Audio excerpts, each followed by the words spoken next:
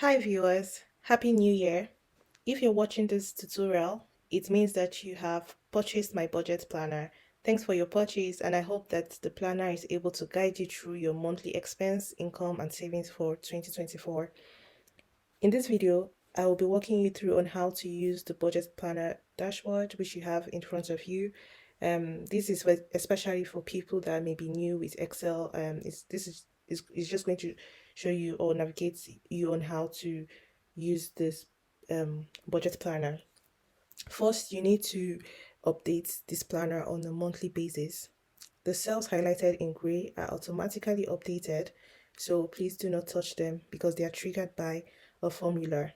Also, the first table that shows you your total income versus your total expense should not be touched as well because they are also triggered by a formula. So please do not touch them. Please do not touch these tables and all these places I've mentioned. You can only change your input numbers in the white rows and columns. That's from starting from the second table, which has your income, your expense, your fixed expense, and your variable expense below here. So you can only um, input numbers or alter numbers in the white cells here instead. And I'm going to be showing you this in an illustration.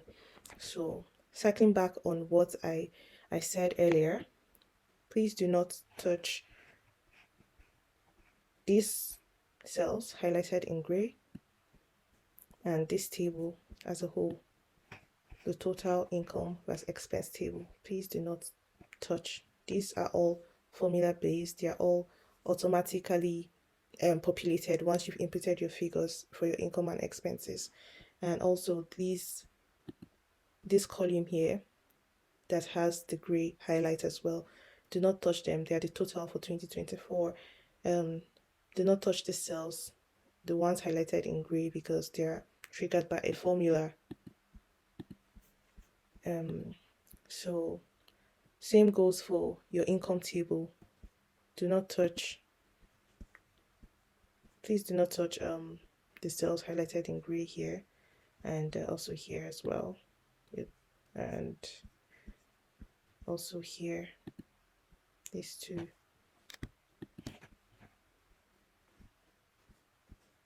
These two here. So yeah, do not touch this. They're all triggered by formulas. I've already locked them, so you won't be able to alter it or to do anything there, but just be mindful of that. So yes, I'm going to start with an illustration on how to use this dashboard, this budget dashboard. First of all, I'll start by populating my figure in the income table. So we have the first salary. Let's say for instance, you're earning a salary per month of about 2,500. And just so you know also, before I forget, this selected currency here, it just gives you a list of different currencies that you might be working with. So whichever currency that suits you, you can just come to the filter options and select them.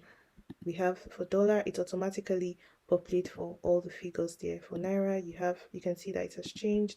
For euros, you have that there, and so on and so forth. So whichever currency you'd like to use, you come in here and you choose your option, and it automatically updates on all the tables. In this video, I'll be using dollar. So I have selected my currency, and you can see it's showing up in all the tables. So I'm just going to continue populating or inputting my figures. So for income, we have side job. So if you have a side business, you can put that here. So I'm going to be putting the side business of about 500 $500 I make, or I made in January. So that's here. And others could be maybe your dividend bonus or any extra income that you're making. Please feel free, put them here. And under the expense table, we have our fixed expense. So your fixed expense could come in form of your rent, your car insurance, your transportation, food and grocery, internet, gas, electricity, gym, subscription, and so on and so forth. So I'm just going to be inputting figures, random figures for these fixed expenses. So let's say for my rent, I pay $800. Put that there. For my car insurance, 200. Transportation, let's say for my fuel, I spend 80 per month. Food and grocery, let's say 100 per month. Internet, 40. Gas bill, is 50. Electricity, 100. Gym subscription, is 30. And maybe I have committed a certain amount of money into saving to buy a car or something that I really need. You know, I can put that in here. Let's say I've committed to save $200. I put that in there. Miscellaneous could be 50. So I have that in there, and I have a total expense of about $1,650 that I have made for this month. So I'll go down to the other table, which is my variable expense. And I have travel and entertainment for my variable expense. So I can say everything is budgeted is 500. And my nail salon for the month, I have 80 euros budgeted. And for dinner, maybe I don't have dinner for January, or I might not be going out in January. I can leave it blank. It's not necessary because it's a variable expense, and it's not something you do all the time or that you have to do that's fixed or with a fixed amount. So we could skip dinner out, and let's say I'm going to have my haircut or my hairdo. I can put about 100 euros, depending. For guys, for instance, since it's a haircut, I don't know how much guys cut their hair, but let's just put 50 euros for that. So everything we have here for our variable expense, we have a total of $630 dollars. So having gotten your fixed expense and your variable expense, you sum it up to get your total expense, and we're summing up to have $2,280 as our total expense for January. So as you can see, the first table, we can see that the total expense, which is 2,280, and we can also see our total income, which is 3,000, from this table as well. They are all in here. I didn't have to input any number. They automatically populated here by itself based on the formula that is already used for this table. So from this, we can see that our income is higher than our expenses. So we have a savings of about $720, which is good. The green shows that it's good.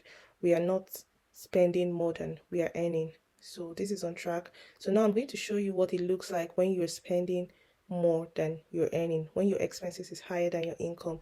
This cell here is going to turn to red, which means you're running on a deficit, and you don't want that to happen because you don't want to be spending more than you're earning. Okay, so for instance, I'm just going to be making a very simple change and quick one. Let's say in your salary, for instance, you're earning 1,500 per month. So we can see there's a slight change there now. Our savings is red, is on a deficit, because our total expense is 2,280 and our total income is just 2,000. So you can see that expenses is more than your income, which means that you don't have any savings. Instead, you're running on a loss. You're running on a deficit. You're spending more than you're earning, and you need to watch it. So this is what this tracker or this budget planner helps you to see and to know in terms of your expenses and your income per month. Yeah, so that's what we have for in terms of this budget tracker for now. The only figure you should look at altering are your income and your expense figure, which is what you have here in this table and in this cells. That's all you need to do.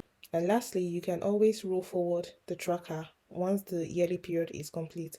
So once you've completed for 2024, January to December, you can always roll forward the tracker in another tab by copying and pasting into the new tab. So you just come here, open the new tab, go into your budget planner, and you copy and paste into this new tab.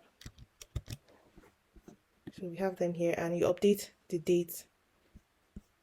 For instance, you can change it to 2025